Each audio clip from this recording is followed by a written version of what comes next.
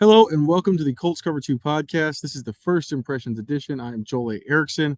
I am joined, as always, by Nate Atkins from opposite rooms or different rooms inside Lucas Oil Stadium.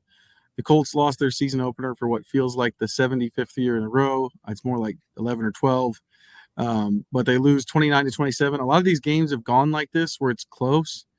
In a lot of ways, the Colts...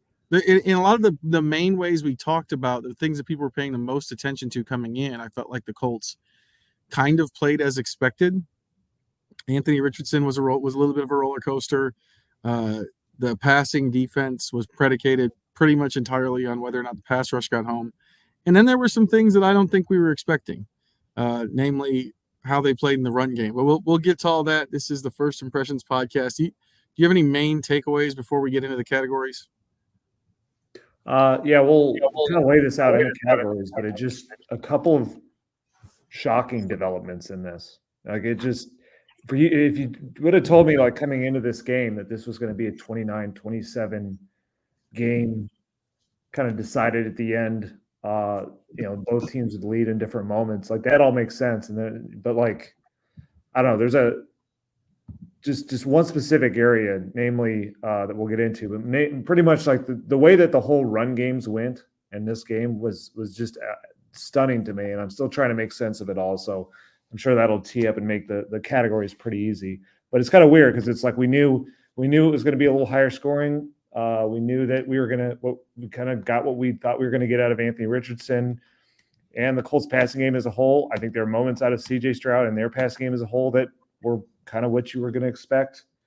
And then it's like all these parts that we thought were going to be just sort of, one way or the other kind of went the polar opposite. And it'll be interesting to talk through and figure out how much of this was something that that's concerning or alarming long-term, and how much of it's just week one, and especially week one for the Colts, who never seem to win in week one, that seems to create problems that don't necessarily exist the rest of the year. So it was a weird game that in some ways is like the expected outcome, and in some ways the way it happened was very strange.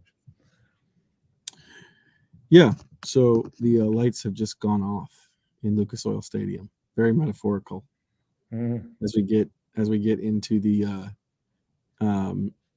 categories here. But we'll start off with the categories. The Colts lost today, which means we start with villain of the game. Nate, I think the villain of the game is pretty easy. There's an obvious one here, but I'll let you go first. Yeah, there's an obvious one here. I guess I'm going to go with I'm going to kind of tag team this one. The villain of the game, I'm going to go with Colts linebackers. There's different ways you could break it down. I think all the villains exist kind of on that same side of the ball, same area of the team. When I talk about how the run games went, not to, I'll have a certain stat, so I'm not going to hopefully steal anything, or I'm not going to steal my own stat of the game with doing this, but like the Texans ran for 213 yards today. That's the part of the game that I was referring to that just absolutely made no sense. They came in last year they were the 29th ranked run defense or rushing offense in yards per carry. And it struggled so much that they got rid of the fullback in their offense, and they traded for Stephon Diggs. And I thought that was so that they could just lean into the pass and 11 personnel. Turns out they are laying into 11 personnel, and they got Joe Mixon to run him up the gut and try to expose smaller teams. But the Colts are supposed to be that team that's built to handle that. And I think I know where you're going with your villain, which gets into some other guys down here. But to me, the Colts linebackers, Franklin and EJ Speed, like this is supposed to be their matchup. This is supposed to be where they're going to get the Texans off the field and stop the run game. And of all things that they were going to have, you're going to give up plays to C.J. Stroud and Tank Dell and Nico Collins, and it's hard for me to name any villain that just got beat on some of the plays those guys made, because they're going to make some of those. They just are. But like, there's no reason why Joe Mixon, should be running for 159 yards. Just some of the stats are jarring. 159 yards from Joe Mixon is the most any running back has had on the Colts since Derrick Henry in 2020. The 213 yards that the Texans ran for, the most since the Giants did that to them in the 2022 season. And that was the Jeff Saturday era. And I think we should have a term here that's like since Jeff Saturday era. That should be like akin to like, BC or something like that. That's like you never want to have something going on that's compared to that era because it's not going to be a good thing. And then the stat that just really jumped out to me is that the Texans, to underscore how much of a non-rushing threat they normally are, they're 213 yards today. That's the most they've had in any game since 2019, which was 75 games ago. And Carlos Hyde was the running back who did that to the Jaguars back in 2019. So, Oh, wow. Yeah, shocking. He retired the same time Jack Doyle did. Zaire Franklin just got this contract extension. EJ Speed just came back on a nice deal. These guys are supposed to be like ballers on this team. They were all of last year. They earned those deals, and I mean, this was kind of supposed to be their moment. And they just really kind of fell apart. And it's not just them. I mean, defensive line had issues. All the rotating up front did not seem to help them out. The Texans did seem to have some nice run designs some of the runs were, reverse plays. Some of them were stretch plays, but plenty of them were between the tackles. And it's just plays that at some point, one of them needed to put a stop to the bleeding, or even if Joe Mixon's having a pretty good day, it can't get to the point where the Texans are running 45 plays in the second half, which is more plays than the Colts ran the entire game. And so just when you pull this open and you look at these defensive stats, Zaire Franklin had 4 total solo tackles. And remember, this is a guy that 2 straight years has set franchise records for tackles, was number 2 in the NFL last year in tackles. To have 4 solo tackles when the opposing team ran that much just told you how kind of ineffective he was at stopping that. EJ Speed had, 8 solo tackles, so a little bit better, but neither of those guys just seemed absolutely shell-shocked after the game as to what happened. They didn't seem to have any clue as to why it happened. They're going to, they said they'll watch the film and they'll figure it out from there. But it just, again, a lot of it was this wasn't that tricky of a run game, right? It wasn't. CJ Stroud is not a designed runner. He ran a couple times on scrambles. This isn't a team that used so many different personnel packages. They've kicked the fullback out. They're an 11 personnel team, and the Colts had pretty much their entire healthy group of run defenders out there. The only defender they are missing from what they plan to have coming into this year is Samson Ebukam. He's been out for a while, but he's a design pass rusher. They seem to have all the pieces they need to stop this, and yet just play in and play out in the second half. Joe Mixon and the Texans ran all over them, and that's something that I think those linebackers are going to wear personally, and they have to make sure that's the thing that's got to become just a total aberration, because that's not who they were last year. It's not who they've really ever been here, and I was just really shocked to see it fall off to that level, even in week 1. Yeah, I think my villain of the game is going to be the Colts cornerbacks. There was a chance here for the Colts cornerbacks. 2 chances, really. Juju Brents. I might be stepping on. I don't know if there's a perfect category for this, but I don't really understand why the NFL's rulebook says that when you're going backwards, you have to land your whole foot in bounds, which is what I was told on. That doesn't make sense to me. To me, it looked like Brent's got both feet got both toes in bounds, and then his and then the back of his legs hit. The back of his legs hit, but to me, you should just be into it. So this might be I don't know. This is like a bonus villain of the game, and I don't like the NFL rulebook. Because somehow an offensive player can drag his toe, and that counts. But if you land your toe as a defensive player, that doesn't. And defensive player doesn't have the option to drag his toe because he's not the intended target on the ball. He's just trying to get a foot in anywhere he can. So I just think it's one of those things that's how many ways can we make it hard to play defense in this league? That's just weird. I don't get it. Anyway, I still think it's the cornerbacks, though, because there were a couple of chances in the second half for this defense to make a play. One of them, they get a 3rd and long. and the pass rush is good. It didn't quite get home. C.J. Stroud escaped the pocket, but he's rolling right. He doesn't really have anywhere to go, and he throws back across his body to the middle of the field. That's bad. It's supposed to be bad. It's not supposed to work. It's really not supposed to work when you kind of float the pass, which is what he did, because it's hard to throw the ball back like that with any kind of velocity unless you're Brett Favre. And I was thinking, I brought this up in the press box. I'm going to reference it now, but like this play happened 2 nights ago in the Green Bay Philadelphia game. Jalen Hurts did this. And what happened to Jalen Hurts? He got picked off by Xavier McKinney, who saw the ball floating in the air and went and got it. Jalen Jones was kind of there and just didn't react to it, really. It felt like, or he was slow to react to it. Yeah. Ball gets completed for a first down. There's that one. Jones got called for holding in the end zone on Kenny Moore's pick. That would have been another big play that could have changed the game. The Colts come away with the win. It wasn't outside of one deep ball that you and I called, by the way. We should. I don't really like to take credit for knowing it, but the one deep ball you and I said they're in this heavy personnel and they keep running it. They're about to take a shot, and then they took a shot for 55 yards. Nico Collins over Juju Brents and Nick Cross. But other than that, 24 of 32 for 234 yards on a day when the pass rush had 4 sacks and 10 quarterback hits. The Colts were credited with 1 pass defended all day. It went to Jalen Jones. And then even this was a really great throw by C.J. Stroud and a really great catch by Stephon Diggs. But Jalen Jones has to find a way to make a play on 3rd and long and give them the 2-minute drill with a field goal chance to win. I get it. That ball is on the edge, and they had to review it, and it's an incredible catch by Diggs, blah, blah, blah, blah, blah. You got to find a way to get your offense the ball back. You just have to. And so I'm going to go with the corners because they didn't do enough. Even Kenny Moore didn't really do enough to impact the game positively for the defense in terms of villain of the game for me.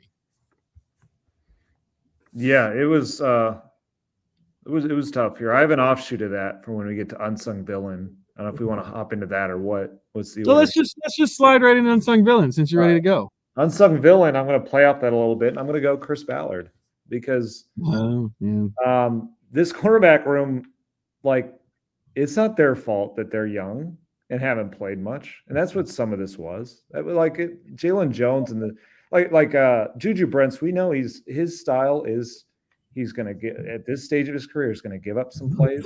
He's going to make some plays, and I totally agree. I think he should have been credited with that interception, and it's just amazing the margins in this league where if he makes that play, gets them the ball quickly in the second half when they were down 5, that was a huge momentum changer, could have been out of the second half.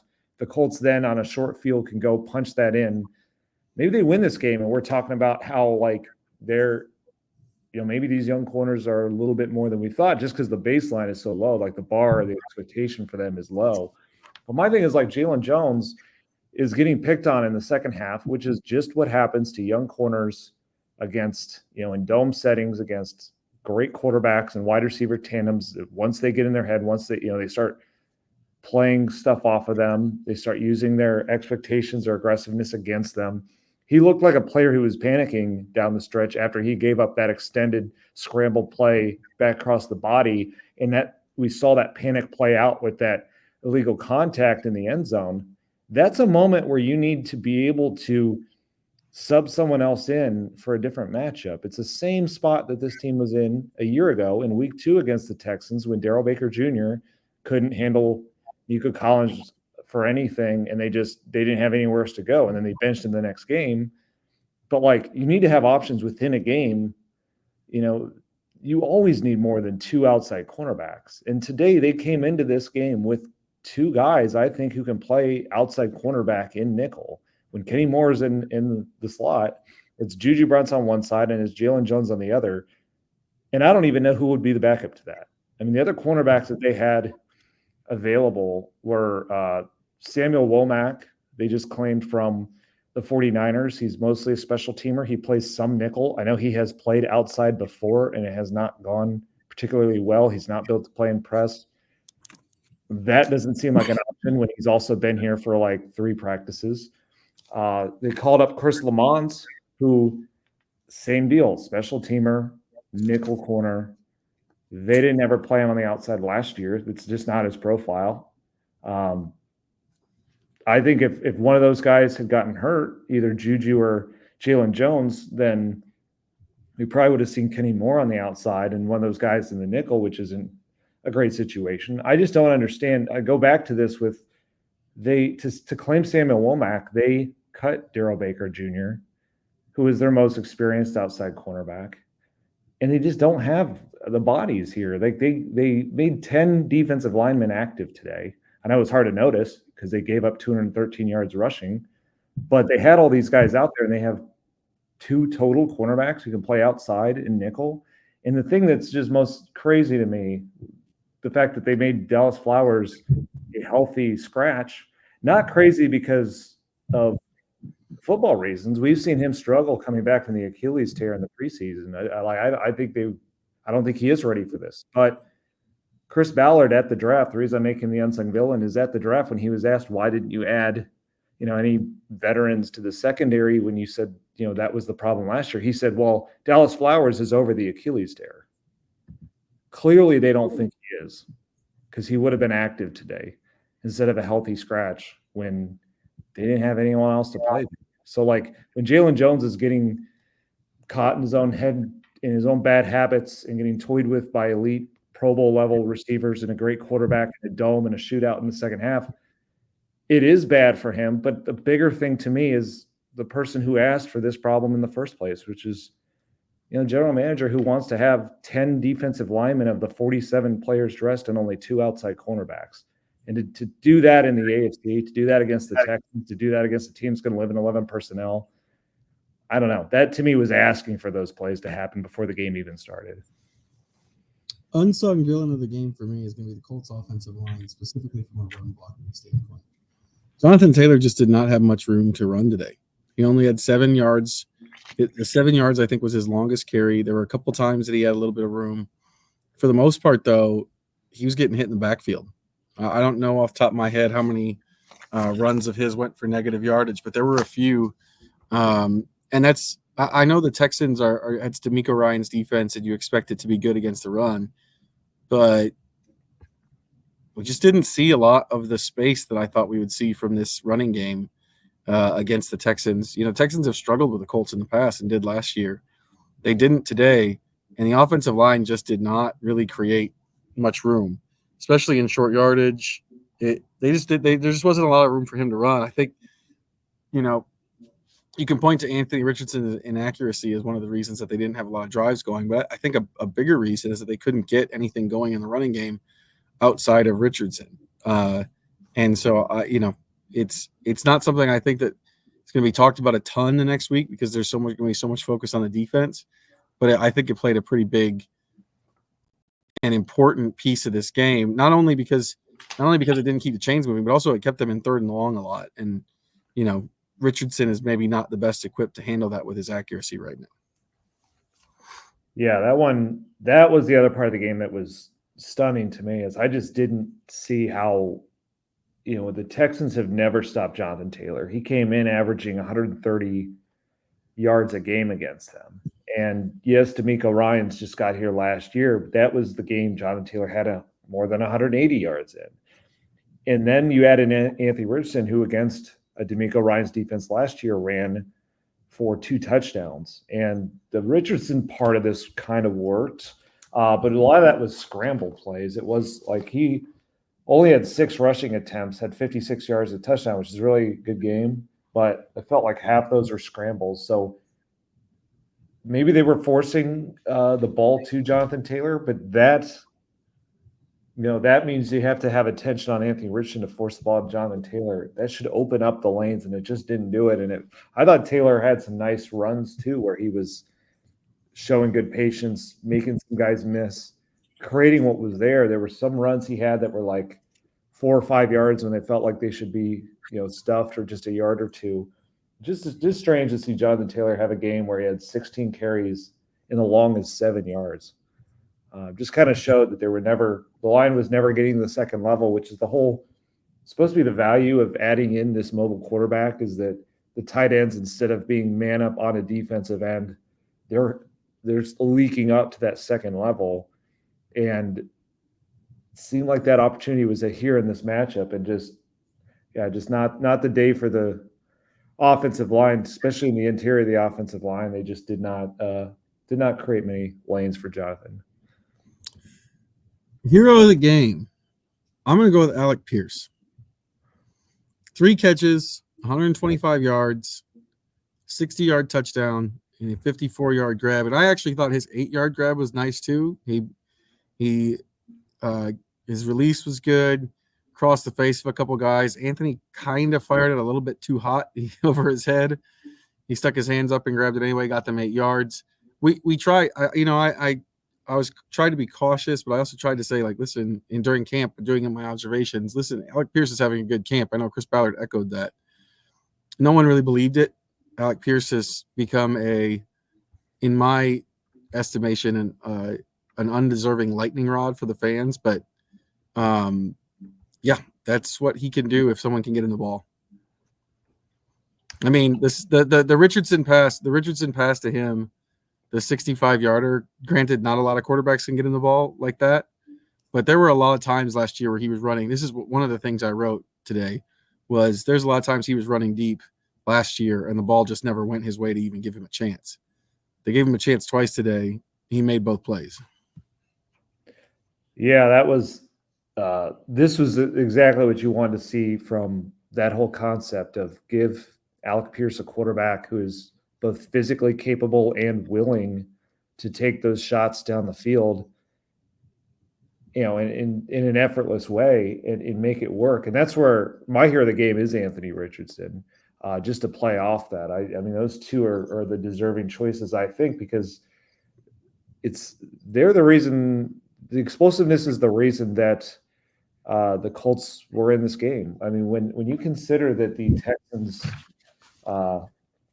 Texans had 447 yards of offense. Like, they put a lot on the Colts to answer this, and not a lot of plays, 43 total plays.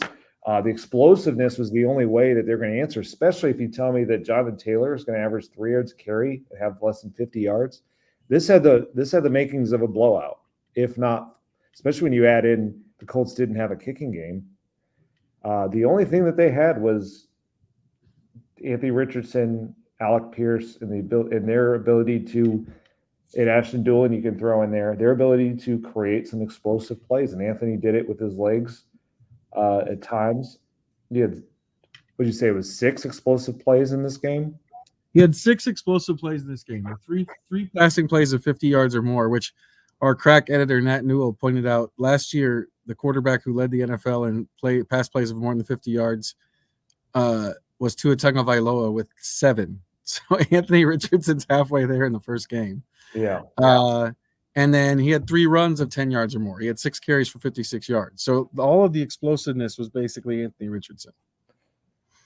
Yeah, and that's like, again, the longest run Jonathan Taylor had was 7. So Anthony Richardson had 3 runs more than that. So he was the run game. He was the explosiveness in the pass game. I know he went 9 of 19. The accuracy is going to be an issue sometimes, and that is just part of the profile, part of being the youngest quarterback in the NFL that's starting right now, part of this being his 18th start since high school. But to create those 2 different explosive pass plays, a 54-yarder and a 60-yarder, and again, like, credit to those players. I think Pierce is a deserving hero of the game for having 125 yards and, roasting a corner the way he did. But, like, Richardson he's meeting this with guys who have kind of a one trick. And these guys have been here for a few years, and, like, no one else has unlocked this at all with them.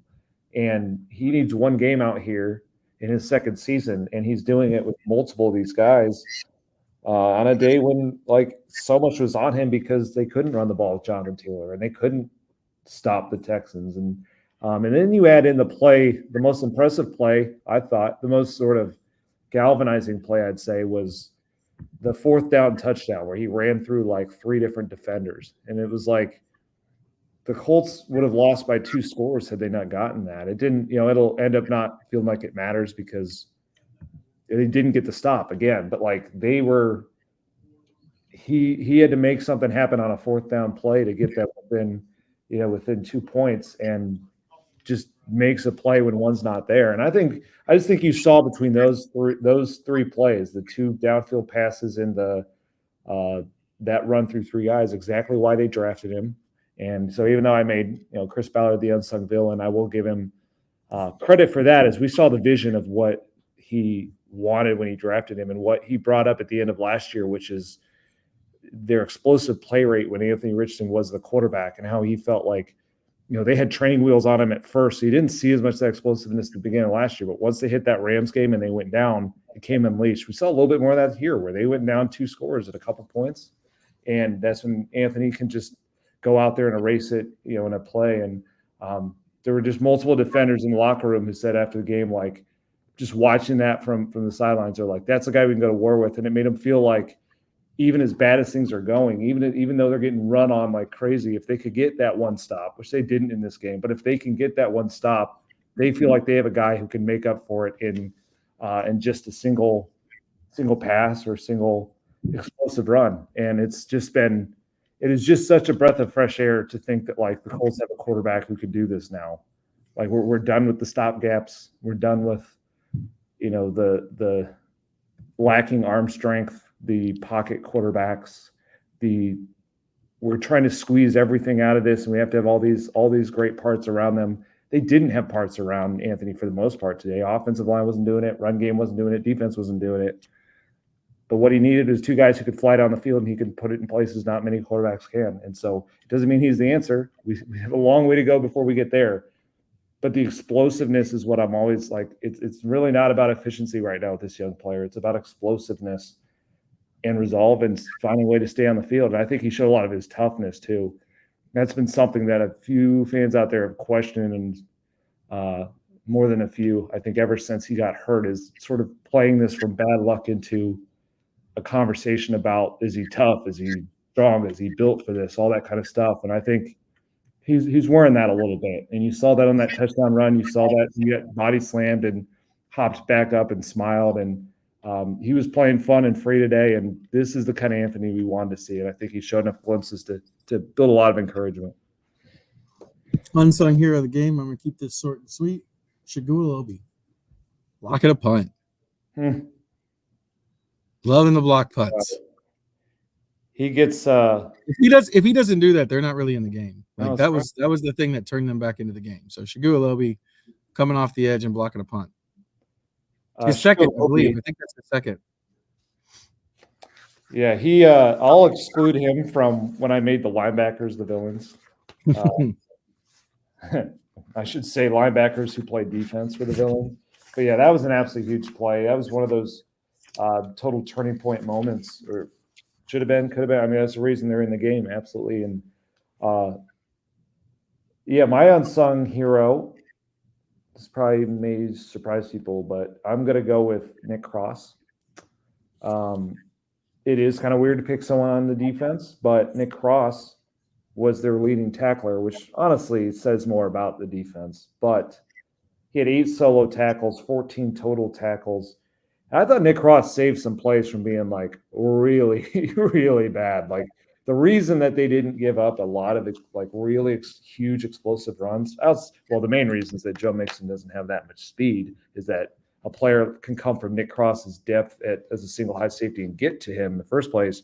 But he made some very nice tackles kind of at shoestrings. Like there just were such gaping holes with linebackers out of position and defensive line just getting bullied. And I thought Nick Cross was the reason that they had a chance to at least stay on the field and go at it again. Problem is they could never get out of run plays beyond that to get that pass rush going. But, it's just for all the issues that we discussed on the defense. The quarterbacks were a problem. The defensive line didn't stop the run at all. The linebackers didn't remotely do their job. There weren't really plays and moments where we thought Nick Cross was letting them down. He didn't have a perfect game. He didn't have impact plays, which is still the thing that they're going to try and pull more out of him. But like that, if he can do that, that's supposed to be maybe not enough, but it's supposed to be for now, what they were hoping to see out of somebody at the free safety spot was be the eraser, don't be the problem, fit the defense. He did that, and I think it just underscores that he did that, and everyone else is kind of to blame because just nothing in front of him really came together either. Do you have a number of the day ready to go? I do have a number of the day. Go for it. My number of the day is 24, which is the number of minutes the Texans had the ball in the second half out of 30. 24 minutes the Texans held the ball in the second half. That describes what today was. This was just an absolute beating in the trenches, just a run the ball and bleed it out. Now, a little bit of that was, there's a 54-yard touchdown pass from Anthony Richardson, Ashton Doolin, and the explosive plays were going to limit maybe the time of possession for the Colts. But that is sort of like, that's the number that in the reverse that the Colts were so proud of late last year that they were doing to the Raiders and Steelers, especially that Steelers game when they ran like almost every play of the fourth quarter. Like, that's the team they want to be. That's the team they've built to be by investing so much in the offensive line, the defensive line, to not let teams do that to them, to be the one doing it. And so I think, like, for the Texans to come in here and do that exact style to the Colts, that kind of summed up why today went the way it did. Mine is going to be 101.2. I'm going to give you two, actually. I'm going to give you 101.2 and 7.0. 101.2 is Anthony Richardson's passer rating, which is really weird to see on a day in the NFL these days when a guy goes 9 for 19. Just not a thing that happens. That's more of like an anachronism from like the 80s when they threw deep a lot. And then the other one is 7.0 is the actual. That's a yards per play for the Colts offense. Really weird way to get there. 350-plus yard pass plays definitely helps that. But they happened. They were part of the game. 7 yards per play is really good. They only ran 43 plays. Kind of a weird stat line for that. That brings us to the interlude. Game day observation. It was the opener. Do you have a game day observation? This is always the one I feel like I haven't thought enough about. I have to think back on some of the stuff. I will say this is easy. It was kind of cool. It was cool to see Dwight Freeney have his moment at halftime. Dwight Freeney got to, they got to honor him for being the Hall of Famer. And he's already had his Ring of Honor moment, but like, Dwight, like, it's just very interesting that, like, Dwight, I got to go out there to Canton when he got inducted, and he's just so proud about the way that, like, he kind of came in the league as a one-trick guy. Not kind of, he was very much a one-trick guy. Did not, wasn't a big run defender, not a big player. He's got that spin move, but that spin move became so electric that he just was able to ride it to all of his most wild dreams, including the Hall of Fame. And he's here and kind of gets to see the Colts trying to find their next one. Their next guy who could have one trick off the edge that's so elite, and Latu, and we'll see if it does. But it was kind of a cool changing of the guard moment to see him come back.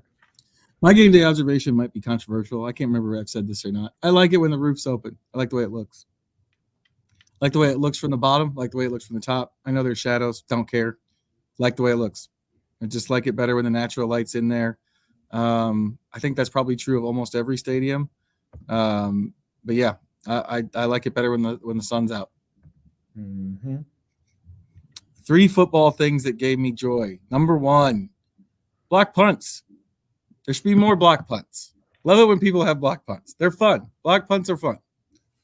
It's a chance for a play that no one pays attention to, and all of a sudden it becomes this huge play in the game. It's always some unknown guy making it, and they're like these explosive bursts of energy. Love it.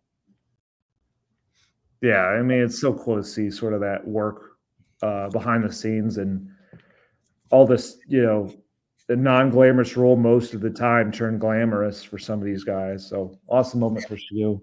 I'm going to go with this is a weird one, but it's technically true. It gave me joy in the moment to see the referee malfunction at the end of the first half. I mean, it was baffling to hear just, when they go from ruling Dalton Schultz's catch a catch and letting the Texans spike the ball to saying, actually, before you spiked it, we had a review. Oh, it's still a catch. But now there's 15 seconds on the clock. Shane Steichen's arguing, what the heck? He basically just gave them a free timeout. And then you said they didn't clock it. They said, oh, that's true. There's 5 seconds. Some of the showmanship of the ref and the way he was explaining it, like it's cracking up when he came over and he said, the reason that we were talking on the field is that there's actually 5 seconds left. Like they're trying to, every moment was trying to justify that, like, hey, we actually know what we're doing. We just look like we don't. He definitely does like community theater in the off season. And so like some slam poetry or something. Yeah. He wasn't really trying to hide from the moment, but he's trying to sort of justify everything. And then the Texans don't even get a playoff, and so then they're mad. Like one of these sides was going to be, they were in a spot where like one team was going to be just furious because there was a mistake and they didn't know how to really write it. They're kind of talking through their issues in real form.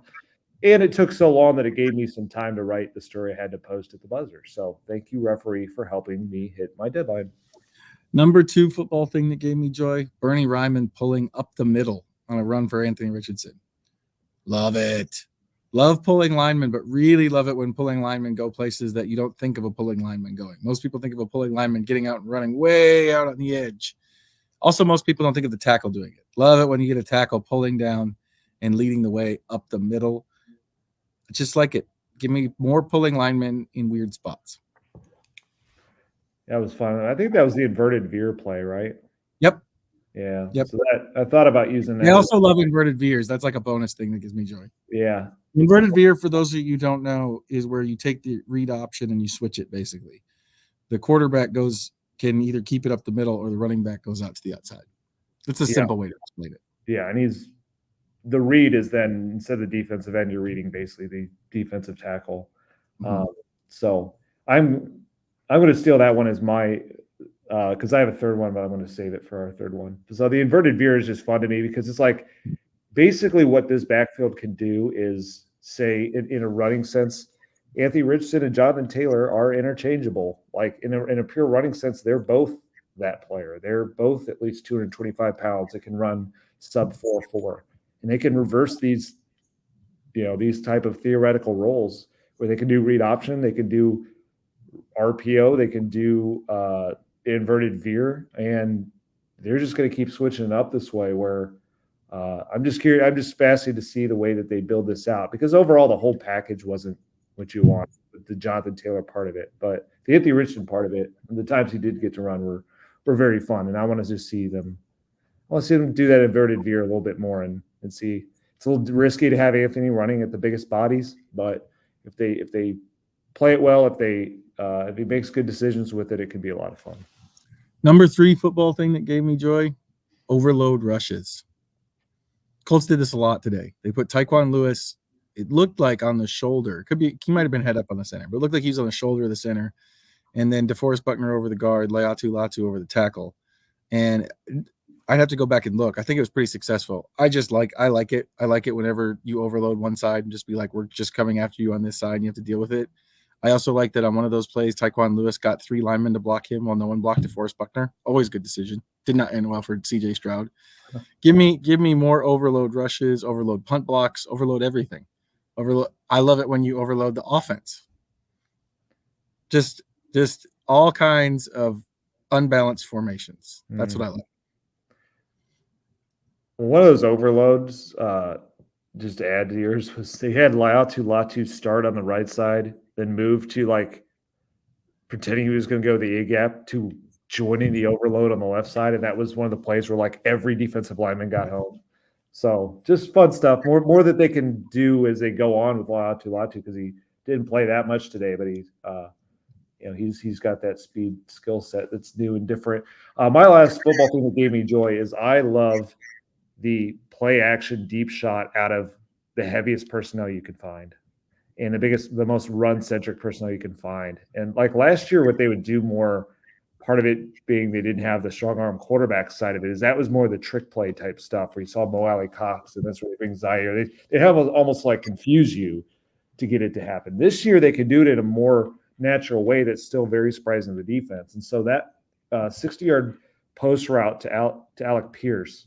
We kind of got word this week that something like this is coming, where they bring in Alec Pierce and they bring in Ashton Doolin, and they have, I believe, they had Drew Ogletree and Mo Alley Cox. At least one of those was on the field. It looked like this team is just like they got that backfield, those two runners. Like they want to get their run personnel out there, and they're in 12 personnel. So they get the defense in that way, and then but in those two receivers are the best blocking receivers that they have. But if they get a certain look within that, they're just going to send Alec Pierce deep. They do a play action shot, and Alec Pierce just absolutely roasted him. And there have been plays like that in the past they've wanted to run. They just didn't have a quarterback that could make that happen. Now they have one where Anthony Richardson was able to slip, stand back up, step back off his back foot, and launch it 60 yards. And so when you have that mixed with that 65 exactly, according to the stat. Yeah. 65.3. So 65 in 1 foot. And the part I love the most about it is that, like, I think this idea of like signing Jonathan Taylor, drafting a quarterback who runs a lot, and then you run invest the offensive line, it makes you more of like a, this idea like a pound the rock kind of like methodical team. Instead, it's like Shane's working within that construct to still do the most explosive and athletic things, like send Alec Pierce flying down the field so Anthony Richardson can launch the ball as far as he can. Just love when you flip it on the defense like that.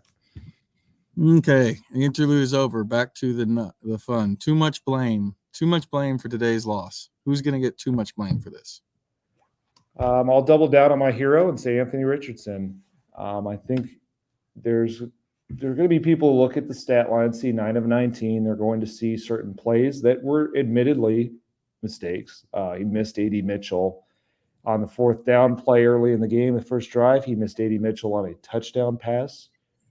That's true. And so he didn't play perfect. He's not going to play perfect, guys. I mean, especially as a passer, especially this early, like he's going to have some accuracy misses, but like at the end of the day, the number to look at with him is not going to be completion percentage. And I feel like that's an outdated way to look at the game of football that I just see a little too much. Like the reverse happens where I think you covered a practice like this where Joe Burrow had a great completion percentage, but they never found the end zone. And there's some people want to say that was like a great practice for him. But it's like, what's the goal here? Is it to complete passes or is it to score points? Is it to answer scores? And that's what Anthony Richardson did today with those 2 explosive drives. Again, he only had the ball for 6 minutes in the second half, and yet was able to run for a 2-point conversion, throw a 54-yard touchdown pass, and give him a chance. So at the end of the day, when he went 9 of 19, but his rating was 101.2, for a reason. And then the yards per attempt, I'd have to add it up. It's over 10 though. Like that is pretty outstanding. Like anything over 8 is like a very solid yards per attempt. 8.5, like that's usually around what like the league leader will have. So he had like over 10 on a D'Amico Ryan's defense. I don't know how you look at this game on the whole and say that like Anthony Richardson is to blame for anything other than he's a really young quarterback who's got to work through some accuracy, and that's exactly what you drafted him to be. My too much blame is A.D. Mitchell. 5 targets, only 1 catch for 2 yards. Honestly, Anthony just missed him a lot. Like there was one play that I thought he slowed up on. It's because he got illegally contacted. They flagged it. There was another play he did slow up on, but like Anthony should have hit him on the 29-yard touchdown. And he was open on the first 4th down. He overthrew him on that. Like, I don't know. I didn't want to crown Anthony Mitchell or Adonai Mitchell the way some people did after camp. I also don't know if I want to jump too far into the he's just too inconsistent until I know a little bit more, have a little bit more data. So that's mine. Too little blame for today's loss. I'm going to go with, I know this is a good choice for too little blame because we haven't even mentioned them in any way yet. The tight ends. Colts tight ends had 0 yards. I'm curious how many times that's happened. I know last Did they year have a catch? They had no catches either. no catches, 2 targets. 2 targets. Obviously, the 2 targets shows you they were not a big part of the game plan. In the passing game, they were more blockers. They only had 3 active, and 2 of them are blockers, and Alec Cox and Drew Ogletree. But did that exactly work? The design runs didn't work. If you're going to be a blocker, then I better see you guys run the ball well. If you're not going to add anything to the passing game, and Jonathan Taylor, 16 carries for 48 yards. No, almost all the good running plays this team had were the Anthony Richardson scrambles. So the design runs with that heavy personnel didn't work. Now, the one good thing they did was like on that explosive pass to Alec Pierce, they helped dictate the personnel, but all that means is you play the position. Like it wasn't.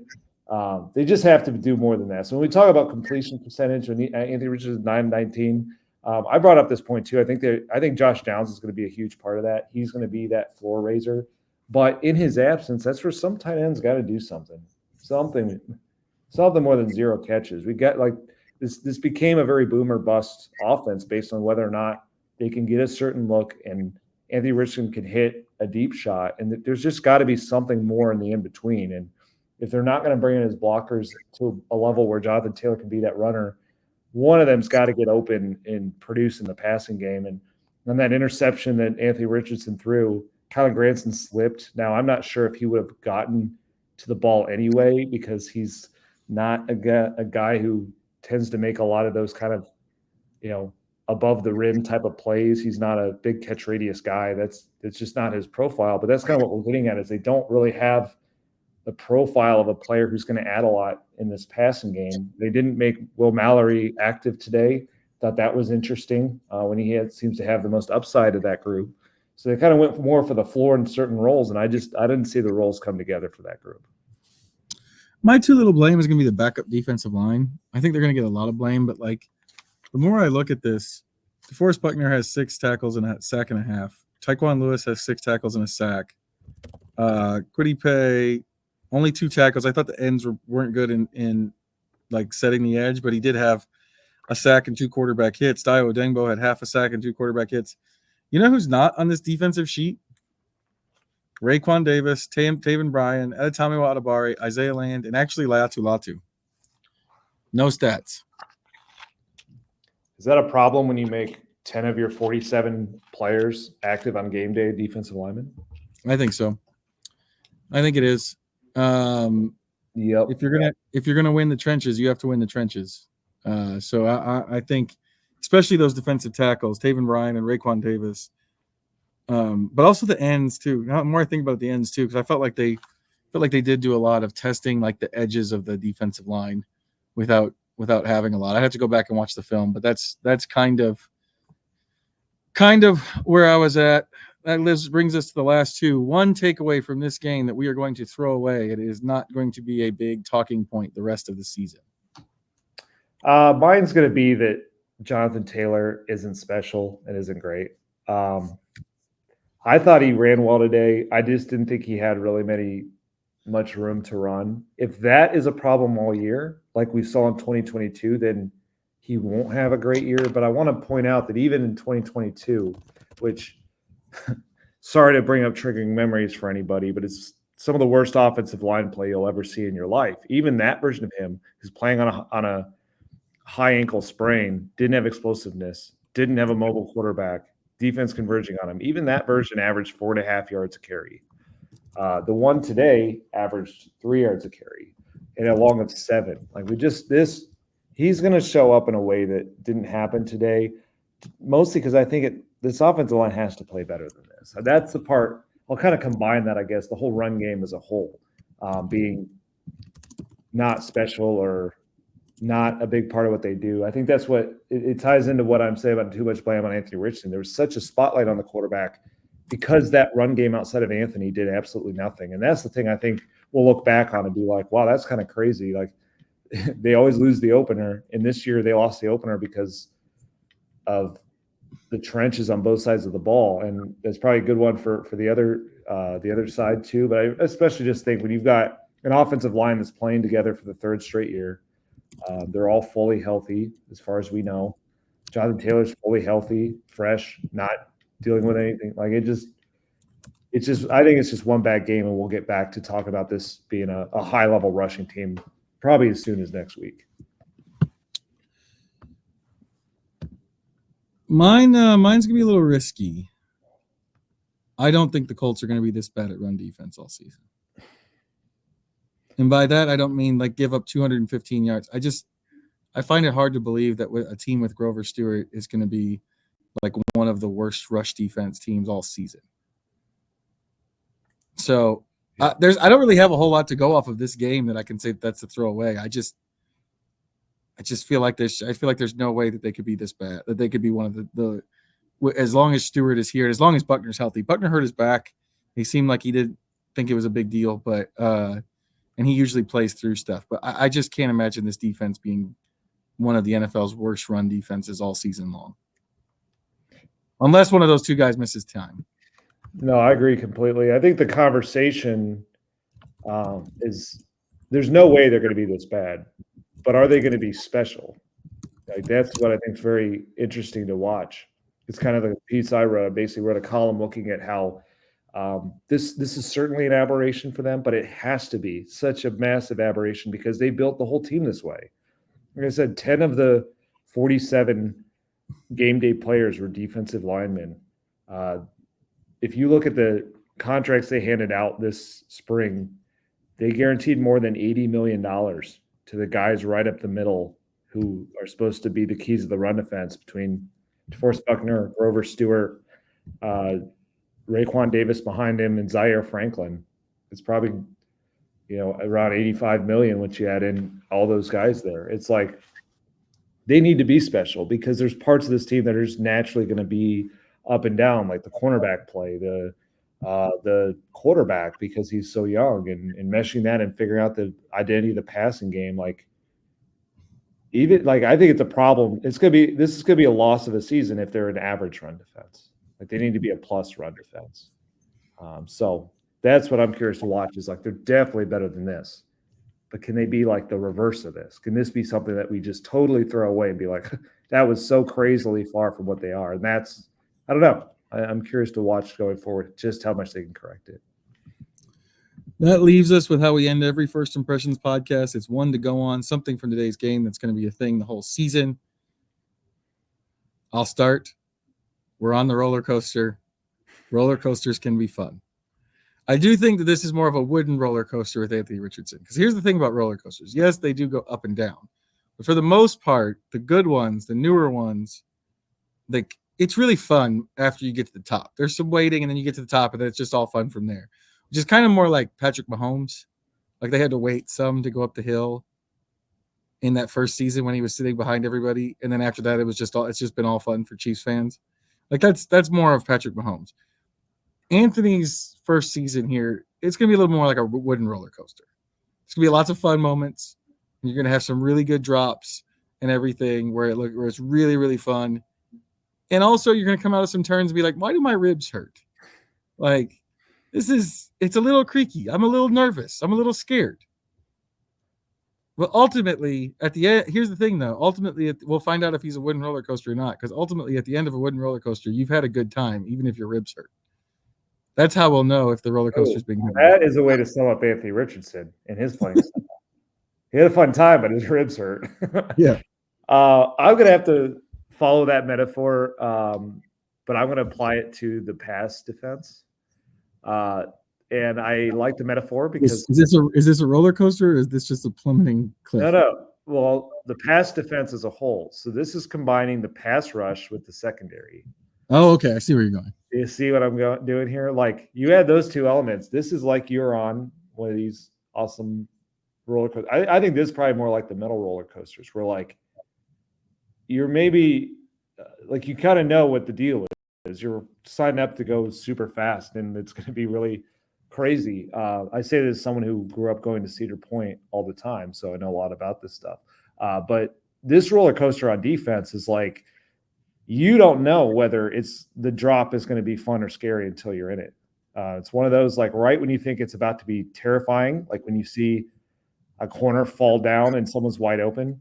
DeForest Buckner may just rip someone's head off, and all of a sudden it's really fun. The reverse may be true, where you get 2 defensive linemen bearing down on C.J. Stroud, and he's way out flush to the sideline. But they can turn and find a receiver who leaks open in the middle of the field, who's wide open to bail him out. That's where you think like, oh, this is going to be one of those fun hills. And it's actually one of those that you want to scream for your mother on. So it's just going to be all over the place. And it's like, it's going to be fascinating to watch this season. Which of those is going to win out? I think every game, not every game, but every game that's high scoring enough to be one of these kind of shootout games, we're going to be on that roller coaster of like, they're going to give up some big plays. They're going to create some plays. This is where they have to fix. The thing is, we need to be on the roller coaster, because what takes us off the roller coaster is that run defense playing like it did today, where they're not even throwing the ball. They're not even letting you live and die with that. They're just kind of giving you the slow death in the run game. That's when the line's 2 hours too long. Yeah, that's like, it's like you're willing to wait for the top throw dragster, but not 3 hours because you have to get home. Like, and now you're just sad. And so we don't want to be sad. We'd rather be scared. I like to be, mesmerized and scared at times, but don't just make me sad. So like, let's stay on the roller coaster. Let's have some fun with this all year. Mesmerized and scared, a good descriptor for the season opener for the 2024 Colts. For the IndyStar, I'm Joel Erickson. This is Nate Atkins. This has been the First Impressions Colts Cover-2 Podcast. We'll be back midweek to talk about the Packers, who are very scared without Jordan Love.